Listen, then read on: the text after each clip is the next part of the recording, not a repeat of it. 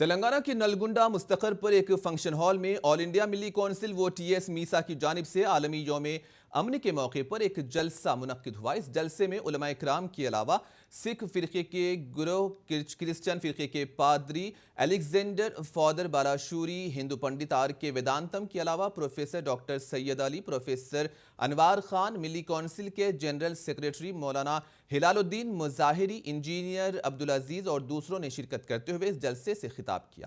اس جلسے میں عوام کی کثیر تعداد نے شرکت کی۔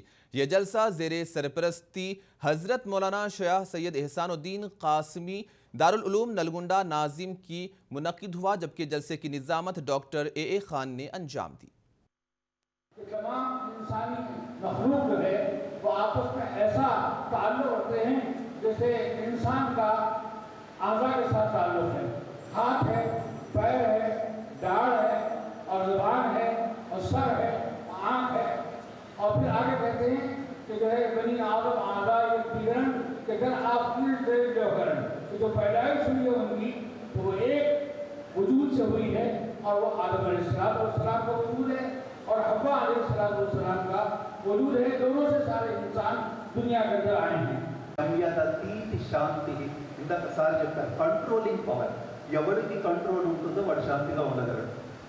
శాంతి అనేది అంటే దాని అర్థం ఏంటి? శాంతి అంటే ఇక్కడ కూర్చున్న వాళ్ళందరూ గడ్డలు తెల్లనే కూర్చున్నారు అంటే సేవ లేక, చేతగాక, చావు రాక ఒక ముసలివాడు చెప్పే మాటలు కాదు. శాంతి అంటే దమ్ముండి, ధైర్యం ఉండి, గెలవగలిగిన సత్తా ఉండి, దీన్ని కత్తితో కాదు పరిష్కరించుకోవాల్సింది, పూల బుద్ధితో పరిష్కరించుకోవాలి అని ఎవడైతే అనుకుంటాడో వాడు శాంతి కాముకుడు అంటారు. దానిలో 5వ భాగాన్ని తీసుకున్నాడంట. సాత్వికులు ధన్యులు, వారు భూలోకాన్ని స్వతంత్రించుకుంటారు. ఎంత శాంతిగా ఉంటే, ఎంత సాత్వికంగా ఉంటే ఈ భూలోకం సొంతంగా ఉందనే విషయాన్ని ఆయన గమనించి గ్రహించి శాంతితో భారతదేశానికి స్వాతంత్రాన్ని తెచ్చినట్లుగా బైబిల్ పండితులు తెలియజేస్తున్నారు.